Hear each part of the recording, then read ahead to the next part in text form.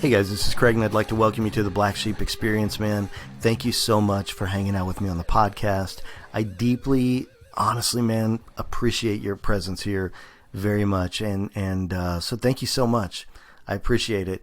Also, this is day 8 of the 21 days of magical theory. So we've got 7 lessons behind us now, man. We are getting ready to do some real magic. So you should begin to feel like you've got a little bit of a footing here, right? It makes a little bit of sense to you.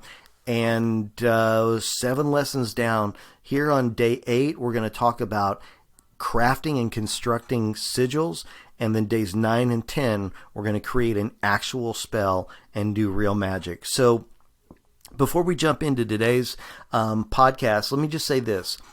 If you're not following the Black Sheep Experience on Facebook or Instagram, dude, please go do that, man. Just follow, like, whatever it is that you've got to do.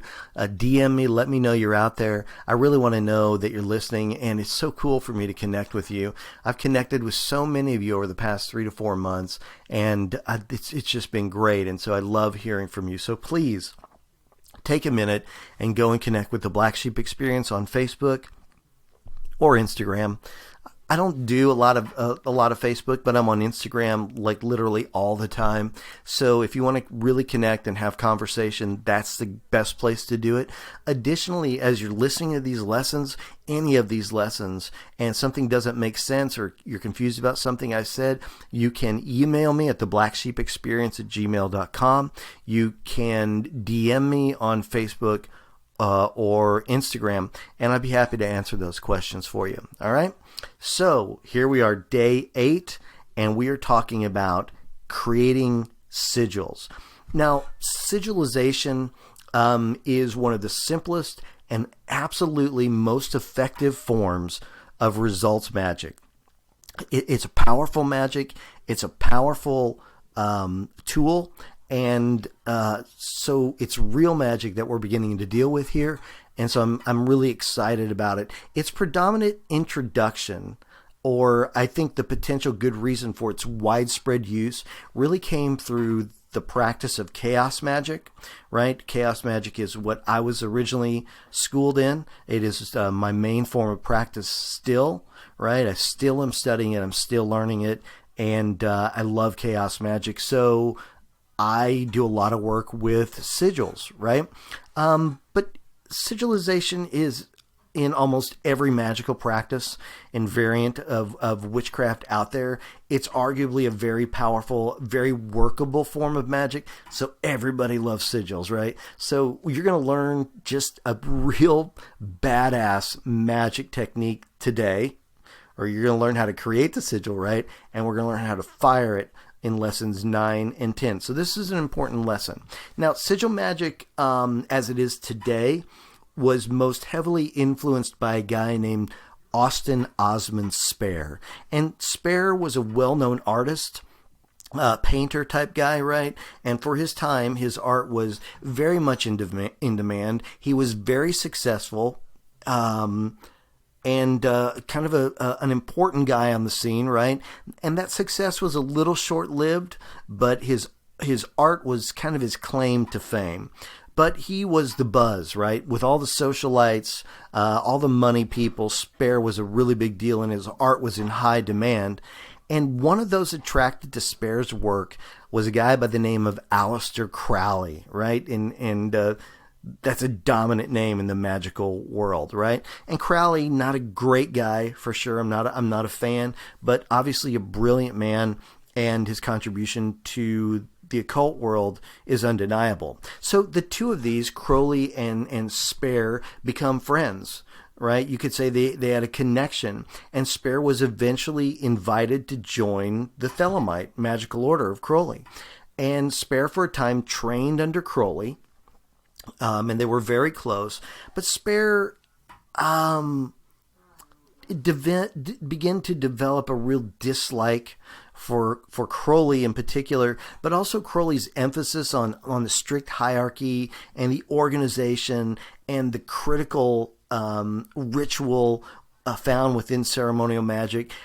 Spare got a disdain for that, and he really grew to dislike Crowley, and there were kind of rumors around the circles, right, that Crowley and Spare had a homosexual relationship between them, and this really offended Spare, right? This kind of pissed him off, and it wasn't because he had a disdain for that sexual affinity, because most people believe that Spare was either homosexual or bisexual, but it was because he really didn't like Crowley, right?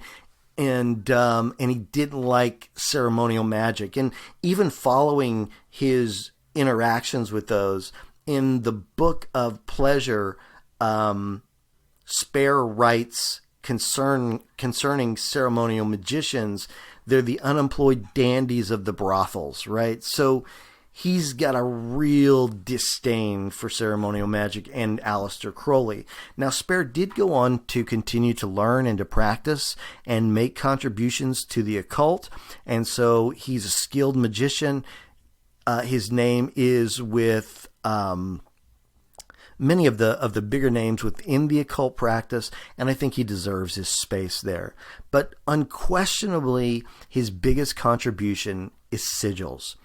Spare created sigils his way by condensing letters in a sentence and then putting those letters together to create a symbol. Right? So here's what he'd do. He'd come up with a sentence, right? He would take the letters of that sentence and reduce that down to very few letters, and then he would create a symbol out of the letters and continue to work with it until he had his sigil, which he would charge and then fire, and that was his spell, right? And so it's something that you're going to learn today, and it is absolutely considered to be one of the more powerful forms of magical skill, even though it's incredibly simple. So what is a sigil? The definition probably describes it as well as anything. So the definition is this: an inscribed or painted symbol considered to have magical power. So what you're getting ready to do right now, which is just really awesome, man, is you're getting ready to create a connect point between you and powerful magic. And so learning how to sigil correctly is easy to do, it's important to do, and you're going to find it to be incredibly powerful. This is real magic that you're learning right now. So in lesson 9 and 10, I'm going to really try to show you how to create a spell or a ritual, and I think that that's going to be really helpful for you. When I first began, I looked really diligently just for how do you create your own spell? How do you create your own ritual? And I really struggled to find anything that made any sense. You know, there'd be all kinds of stuff on YouTube and podcasts and things, but you'd get 20 minutes in, 15 minutes in, and just be like, geez, dude, I haven't learned anything yet. So lessons 9 and 10 are also going to be really important. And in lessons 9 and 10, we're going to use your sigil for our magic. Okay? So here's what you're going to need here's the props you're going to need to do this exercise today. And you can put me on pause or whatever you need to do, but let's do this, right? You're going to need paper, and you're going to need a pen or a pencil. And that's it. That's the most. This will be some of the most powerful magical tools you've ever used. I would either pull a couple of sheets out of my magical record if you have a notebook, or get a couple spare sheets or something, because this is going to get just a little bit messy. All right. So go ahead and get your pen, pencil, whatever, and a piece of paper. Okay, so the first thing that you want to do when creating a sigil is specify your intention. Now, for our practical purpose this evening, we're going to use a generic intention to illustrate how to create an intention and how to create a sigil. So let's say that our want is, I really need a new car. I need a new car. So we're going to create or specify an intention in a sentence that is positive and as if it was already a reality. So your sentence may look like this: I love to drive my new car. Right? I love to drive my new car. So the next thing you're going to do, you write that down at the top of your piece of paper, right? I love to drive my new car. That's your first step. The next thing you're going to do is create a new line. And on that new line, you're going to get rid of all the vowels. And so what you should have left now is LVTDRVMNWCR.